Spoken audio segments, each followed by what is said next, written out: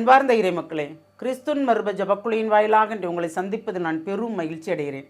மக்களே, சந்தோஷமாக இருக்கீங்களா? நிறைவாக இருக்கீங்களா? மகிழ்ச்சியாக இருக்கீங்களா?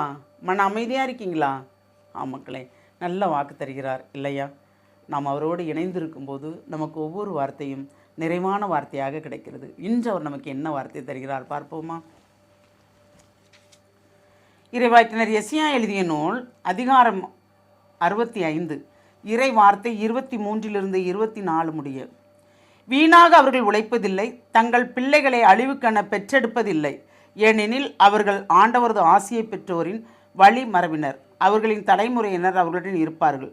அவர்கள் வேண்டுவதற்கு முன்பே நான் மறுமொழி தருவேன், அவர்கள் பேசி முடிப்பதற்கு முன்பே பதிலளிப்பேன். Praise the Lord.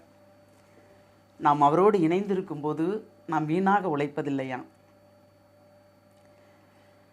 ஏனென்றால் தங்கள் பிள்ளைகளை அழிவுக்கென அவர்கள் பெற்றெடுப்பது இல்லை.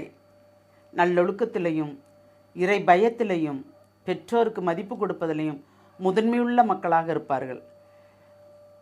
ஆண்டவரது ஆசி பெற்றோர்கள் அல்லவா? அதனால் அந்த தலைமுறை அனைத்துமே பேர் சொல்லும்படி இருக்கும் என்று சொல்லுகிறது இறை வார்த்தை இல்லையா? அப்போ அந்த இறை வார்த்தையின்படி நாம் கேட்கின்ற அனைத்தையுமே நமக்கு கிடைக்கிறது. அவர்கள் வேண்டுவதற்கு முன்பே நான் பதில் தருவேன், அவர்கள் பேசி முடிப்பதற்கு முன்பே பதிலளிப்பேன். நாம் அவருக்குள் இருந்தால் நாம் பேசிக்கொண்டு இருக்கும்போதே அவர் நமக்கு பதிலை தந்து விடுவார். இதுதான் இந்த காரியத்திற்கு இதுதான் பதில் என்று கொடுப்பார். அவர் கொடுக்கின்ற வார்த்தைகளை நீங்கள் தான் எங்களிடம் பேசினீர்களா என்று கேட்கும்போது அதிலும் ஒரு நிறைவு இருக்கும். ஆண்டவரே, இந்த அடிமையும் நினைத்தீர்களே, எங்களுக்கும் பதில் தருகிறேன் என்பது சொல்லும்போது எவ்வளோ ஒரு சந்தோஷம் இருக்கிறது இல்லையா? அந்த சந்தோஷத்தை யார் நம்மிடமிருந்து தட்டி பறிக்க முடியும்? அதனால் நாம் எப்பொழுதும் மனதில் கொள்வது, நான் இறைவனோடு சேர்ந்து இருக்கிறேன், நான் வீணாக உழைப்பதில்லை. இறைவனுக்கு உழைத்தாலும், நற்செய்தி கொடுத்தாலும், பணிகள் செய்தாலும், இறைவனுக்கு உகந்த பணிகள் செய்தாலும் நாம் வீணாக உழைக்கவில்லை. அதற்கு கைமாறு அவரிடம் உண்டு. இவ்வுலகத்தில் இல்லாவிட்டாலும் அவர் நமக்கு செய்வார். இவ்வுலகில் ஒரு நாளும் நம்மளை அவர் வெறுமையாக விடுவதும் இல்லை, யாரிடம் கையேந்து விடுவதும் இல்லை. அந்த நல்ல வரத்தை அவர் தந்த கிருபைக்கு நன்றி கூறுவோமா?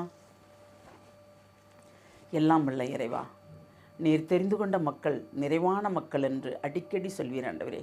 எப்பொழுதும் உம்மல் நிறைந்தும் உம்மோடு இணைந்து பயணிக்கும் அந்த வரத்தை தருகிறீரே, அதற்கு நன்றி ஆண்டவரே.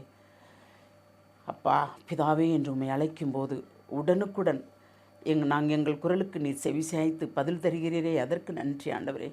இந்த நாளையும் நிறைவாக நீங்கள் ஆசீர்வதித்த கிருபைக்கு நன்றி கூறி எங்களை முழுமையாக உம்முடைய இரக்கத்துக்குள் ஒப்புக் கொடுக்கிறோம். ஜெபங்கேக்கும் நல்ல பிதாவே. ஆமேன், ஆமேன், ஆமேன்.